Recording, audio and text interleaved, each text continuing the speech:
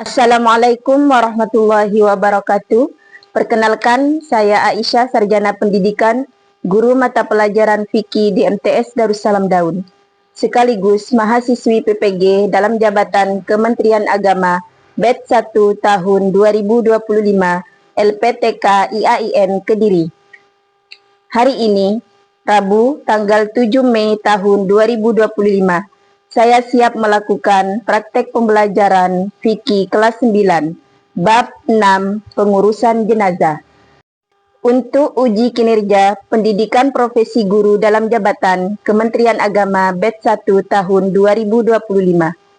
Demikian, wassalamualaikum warahmatullahi wabarakatuh. Selamat menyaksikan.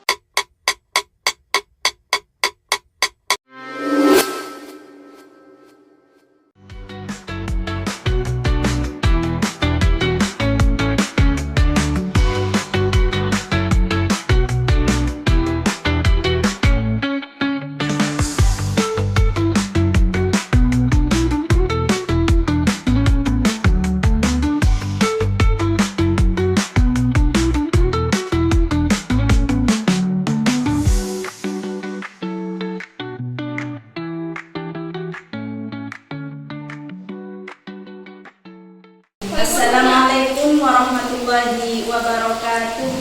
Waalaikumsalam warahmatullahi wabarakatuh. Bagaimana anak-anak? Masih semangat untuk melanjutkan materi hari ini? Semangat. Sebelum memulai pelajaran, seperti biasa mari kita awali dengan membaca doa bersama dengan harapan apa yang akan kita pelajari nanti menjadi ilmu yang manfaat dan barokah. Amin. Dimohon kedua kelas untuk memimpin doa. Berdoa mulai. Bismillahirrahmanirrahim. Raditu billahi rabba wa bil islami dinan wa bi Muhammadin nabiyyan wa rasulan. Rabbi zidni ilma warzuqni fahma. Qala rabbi ishrah li sadri wa yassir li amri wahlul 'uqdatam min lisani yafqahu qawli. Selanjutnya Ibu akan absen dulu. Amanda, Hofifatul Nabila, Hadirah. Masika, Hadirah. Nista Nuralia, Hadirah. Nur Salsalidia, Nur Hidayah, Nurul Azizia, Nurul Hidayanti, Nurul Husna, Sofia Kartika. Selanjutnya, sebelum memulai pelajaran, silakan yang belum rapi, silakan dirapikan dulu. Sudah bersih semua? Kali ini kita akan mempelajari bab 6 tentang pengurusan jenazah. Sebelum memulai materi, Ibu akan bertanya dulu. Barangkali di sini tidak ada yang pernah dengar tentang pengurusan jenazah. Apa saja yang harus dilakukan oleh orang muslim terhadap orang muslim lainnya yang sudah meninggal dunia, apa saja, ada yang tahu? Saya Bu. Memandikan, mengkafani, mensolati, mengkuti. Bagus, tepuk tangan untuk Ananda yang sudah menjawab pertanyaan dari Ibu.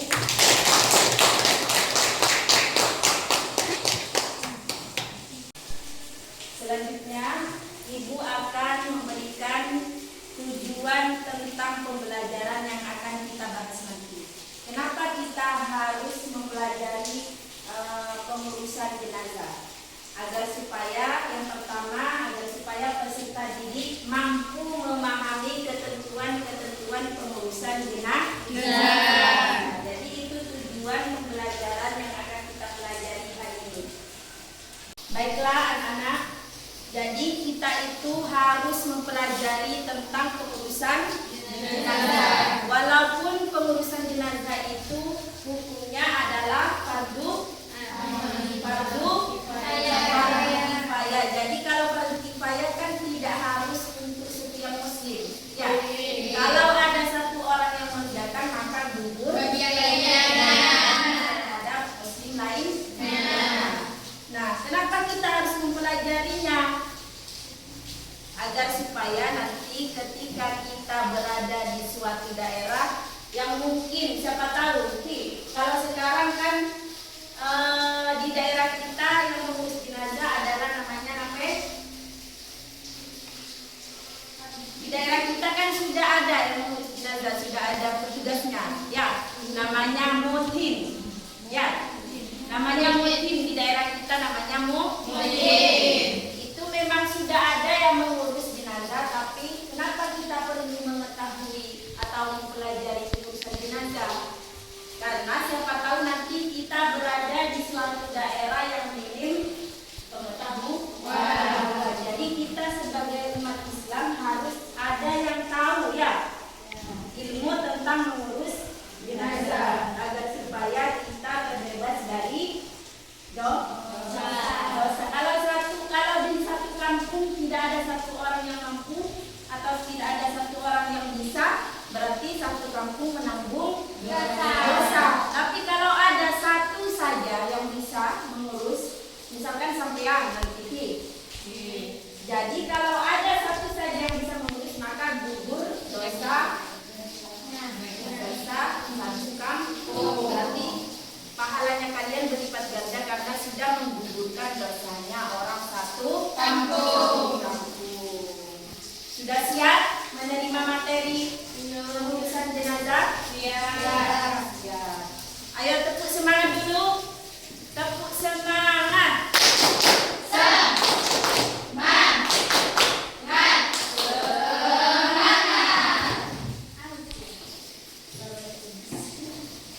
Dalam pembelajaran kali ini, Ibu akan menyajikan sebuah video pembelajaran tentang pengurusan jenazah. Jadi sebelum kalian menyimak video yang akan Ibu tayangkan, jadi kalian nanti akan Ibu kasih tugas setelah menyimak video. Nanti kalian membentuk kelompok, yang mana kelompok 1, 2. Karena di sini siswanya ada berapa tadi?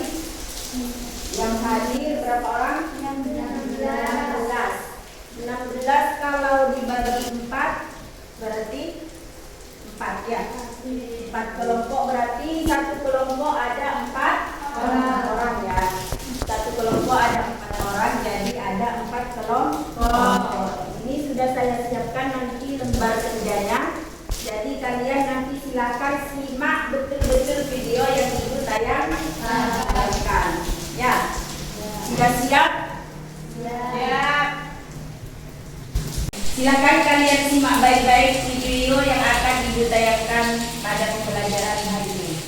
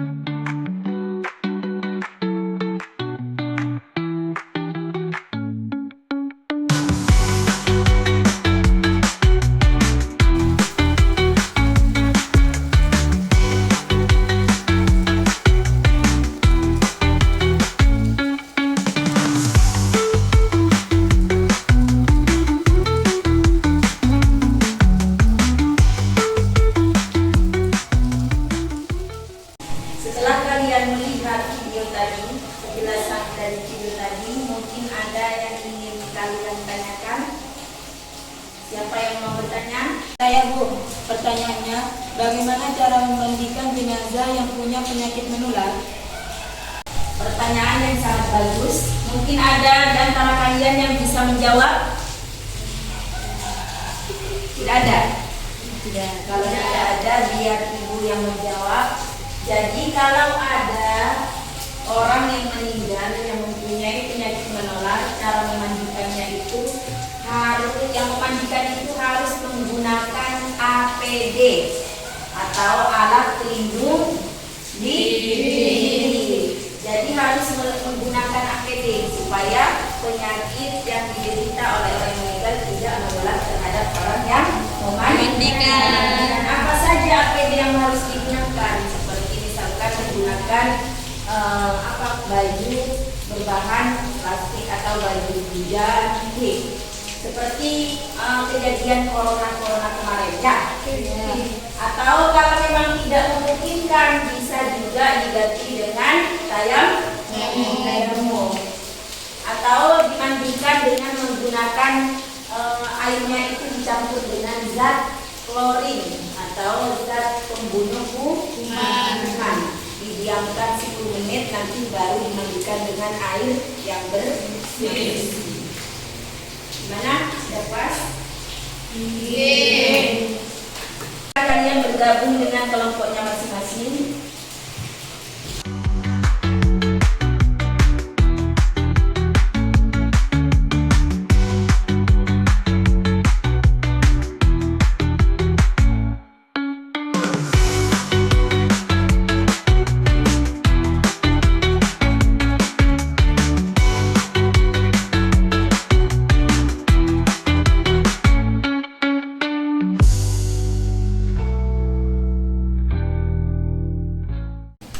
Silakan kalian berdiskusi bersama teman kelompoknya masing-masing. Jadi ibu kasih waktu untuk mengerjakan selama 5 menit. Ya.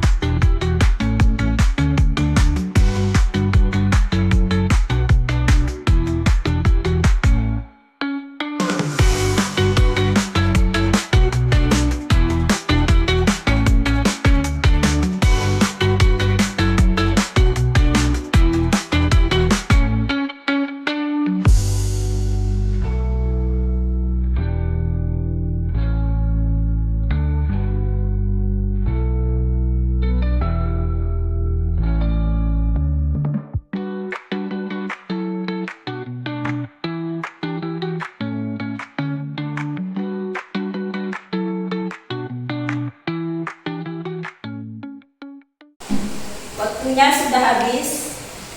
Silakan kelompok 3 untuk mempresentasikan hasil diskusinya ke depan.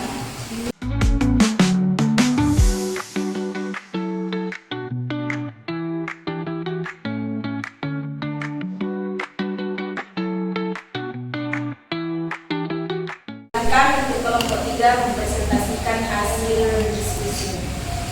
Assalamualaikum warahmatullahi wabarakatuh. Waalaikumsalam warahmatullahi wabarakatuh. Saya dari kelompok 3 ingin mempresentasi hasil analisis dari pengurusan jenazah. Jadi, ada 4 hal yang harus dilakukan oleh orang muslim terhadap orang muslim lainnya yang meninggal, yaitu yang pertama memandikan, yang kedua mengkafani, yang ketiga menyalati, dan yang keempat menguburkan.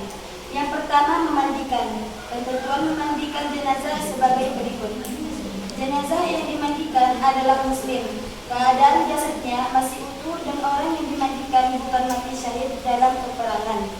Karena orang yang mati syahid tidak boleh dimandikan. Sabda Rasulullah yang artinya, janganlah engkau memandikan mereka karena setiap luka atau setiap darah yang menetes akan berbau bagi kelak di hari kiamat. Demikian presentasi dari kelompok 3. Assalamualaikum warahmatullahi wabarakatuh. Waalaikumsalam warahmatullahi wabarakatuh.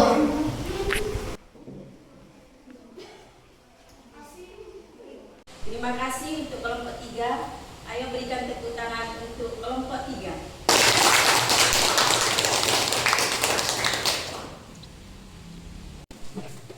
Demikian pembelajaran hari ini. Dapat kita simpulkan bahwasanya dalam pengurusan jenazah ada 4 hal yang harus dilakukan oleh orang Islam terhadap orang Islam lainnya yang meninggal. Dan yaitu yang pertama memandikan, yang kedua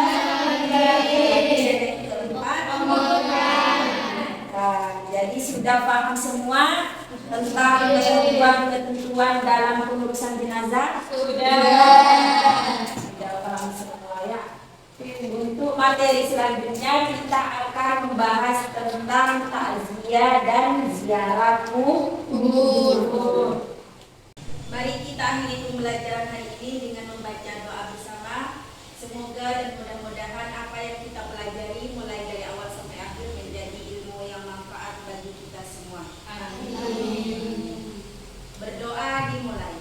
Bismillahirrahmanirrahim. Rabbana anfa'na bima 'allamtana, Rabbi 'allimna alladhi yanfa'una, Rabbi fakina wa fakiyalana wa qarabati lana fi dinina. Subhana rabbika rabbil izzati amma yasifun, wa salamun 'alal mursalin walhamdulillahi rabbil alamin. Saya akhiri. Assalamualaikum warahmatullahi wabarakatuh. Waalaikumsalam warahmatullahi wabarakatuh.